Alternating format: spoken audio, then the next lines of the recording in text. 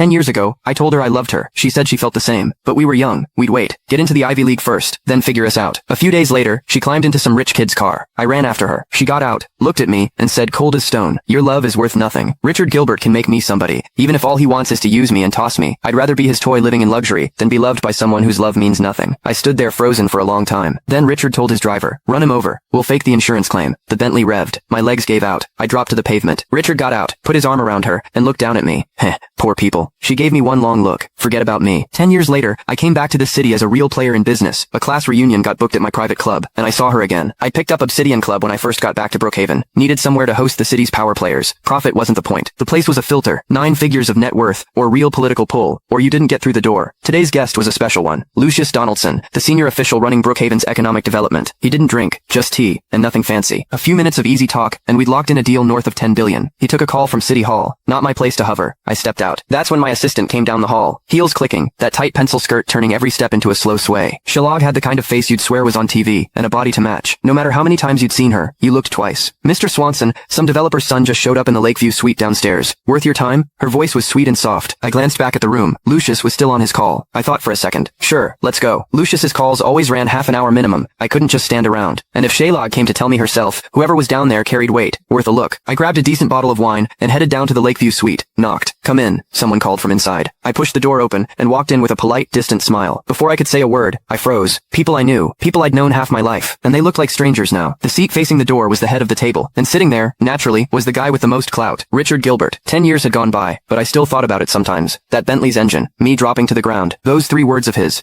Poor people. And then I saw her. Bridget Pruitt. The girl who told me my love was worth nothing. Was sitting right beside Richard. A doll pretty little girl in her arms. 5 years back, I'd run into Bridget once in the Capitol. She'd been at some business dinner, getting pressured to drink. She refused. Someone slapped her across the face. I stepped in and got her out. She said she wanted that drink after all. Half drunk, she told me. She could drink herself stupid on her own terms, but she'd never let anyone else force her to. That was dignity. That was her line. But she was the same girl who told me my love was worth nothing. Who'd said she'd rather be kept and toyed with in luxury. So what happened in those 5 years? Where did the sudden dignity come from? I asked her what her line was worth. "Name a price, I'd pay," she cried. Then, stubborn as ever, she scrubbed the tears off hard and said there was no price. It was mine for free. I told her, "If you're offering, I'm taking." That night, I took her home. When I woke up, she was gone. I thought about going after her. Even thought about throwing my pride out and crawling back. In the end, I let it go. Later I left the Capitol. Figured she was still there building a life. Never thought she'd come back to Brookhaven too. "Mommy, Daisy wants shrimp." The little girl spoke up. "And she was married?" "She'd married Richard?" Richard said. "Come here, Daisy. Daddy'll get you some." He shot me a look first. Deliberate jab. Then turned to Bridget and kept his eyes there. "Old classmate. Been what, 10 years? Heard you got into an Ivy League school back then. How'd you end up a waiter?" Richard set a piece of shrimp on her plate. When he looked back at me, his face was pure mockery. "Almost 30, and still waiting tables. You're supposed to be a man, Tony."